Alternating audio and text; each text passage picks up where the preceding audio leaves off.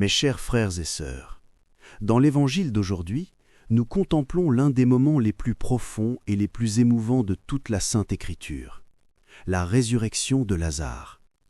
Mais attention, cet Évangile ne parle pas seulement d'un miracle. Il révèle quelque chose de bien plus grand, le cœur de Dieu face à notre mort. Jésus reçoit la nouvelle que son ami Lazare est malade, et même en le sachant, il tarde. Pourquoi ? Parce que tout ici renvoie à quelque chose de plus profond, son offrande, sa passion, sa mort sur la croix. En décidant d'aller à Béthanie, Jésus sait exactement ce qu'il fait. Il sait qu'en redonnant la vie à Lazare, il marche lui-même vers la mort. Et voici le mystère. Jésus donne la vie, mais il offre sa propre vie pour cela. Comme il le dira lui-même plus tard, il n'y a pas de plus grand amour que de donner sa vie pour ses amis. Mais il y a encore quelque chose de plus touchant dans cet évangile. Jésus pleure. Oui, Dieu pleure.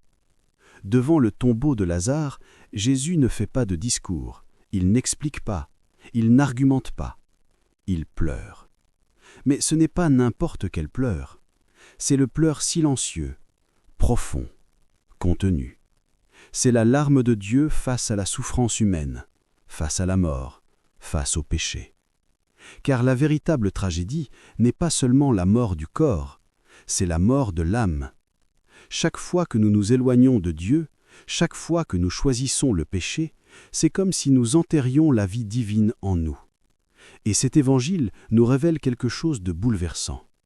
Dieu n'est pas indifférent à cela. Il souffre, il est ému, il pleure pour nous. Mais l'évangile ne s'arrête pas aux larmes. Il atteint son moment le plus fort. Jésus crie « Lazare, sors !»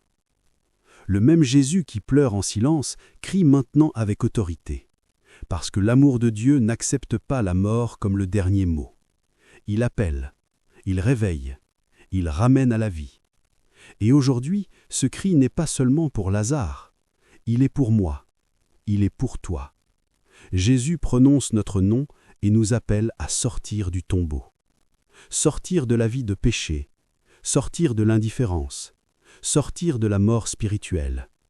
Peut-être vis-tu comme Lazare, enchaîné, lié, sans voir, sans liberté. Mais aujourd'hui, le Christ est devant toi et il t'appelle. Sors. Et voici la grande décision. Rester dans la mort ou répondre à l'appel de la vie.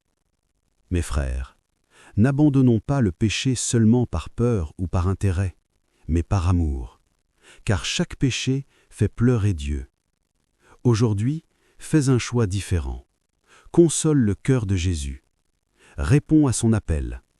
Reviens à l'amitié avec Dieu et permets à celui qui a pleuré pour toi de te redonner la vie.